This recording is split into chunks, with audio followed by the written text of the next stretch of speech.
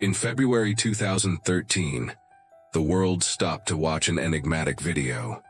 A young woman enters an elevator behaving strangely. She presses several buttons, waits, but the doors don't close. Days later, her body would be found in a water tank on the hotel's rooftop. A hotel with a dark history, full of deaths, suicides, and murders. Elisa was a Canadian student, daughter of immigrants from Hong Kong. She kept a blog where she wrote about her deepest thoughts with honesty and courage. She suffered from bipolar disorder and depression, conditions she treated with medication. In January 2013, at age 21, Elisa decided to travel alone across the U.S. in an attempt to see the world and maybe find herself. But to understand the mystery of Elisa Lam, we need to learn about the place where she spent her final days, the Cecil Hotel, a building with such a dark history. Since the 1930s, the hotel has been the site of at least 16 documented deaths, suicides, murders, overdoses, and unexplained accidents. In the 1980s, Richard Ramirez stayed at the Cecil during his killing spree that terrorized Los Angeles. In 1991, another killer would settle into the Cecil, Jack Unterweger, an Austrian writer who killed at least 3 prostitutes in Los Angeles. According to staff, she checked in alone and seemed normal, even excited about her stay in Los Angeles. Elisa initially stayed in a shared room but was moved to a private room after complaints from other guests. She talked to herself and seemed suspicious of everything. Sometimes she would wake up in the middle of the night and write things in a notebook. Then, on January 31st, Elisa failed to check out as planned. Her belongings remained in the room, including her laptop, diary, clothes, and medication. Initially, hotel staff did not consider her disappearance alarming. But when Elisa didn't appear for another day and her parents reported being unable to contact her, alarms were raised. On February 4th, Elisa's parents contacted Canadian authorities, who in turn alerted the Los Angeles Police Department. An official investigation was launched. Police searched all floors of the hotel, used search dogs, and interviewed staff and guests. Posters with Elisa's photo were spread throughout the city.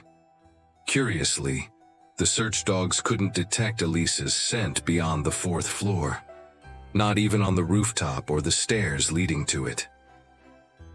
On February 15th, nearly 2 weeks after her disappearance, police decided to release the last images of Elisa, the elevator video, captured by the hotel's security cameras. Her first move is strange. She presses buttons for several floors, not just one. Some analysts suggested she might have been trying to escape someone. Elisa then leans out, looking both ways down the hallway, as if checking if someone is coming. Next, she moves to the corner of the elevator, pressing herself against the wall, as if trying to hide from someone or something in the corridor. Elisa leaves the elevator for the last time and disappears down the hallway. The doors, which remained open the whole time, finally close. Another disturbing detail: the hotel had cameras in several areas, including entrances, exits, and hallways. Why was only the elevator video released? When the video was released, it instantly went viral. Elisa Lam's case, until then restricted to local news, became a global phenomenon. But the most disturbing part of this story was yet to come.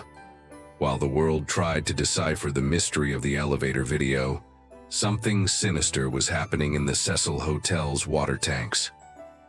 On February 19th, nearly 3 weeks after Elisa's disappearance, Cecil Hotel guests began reporting problems with the water supply.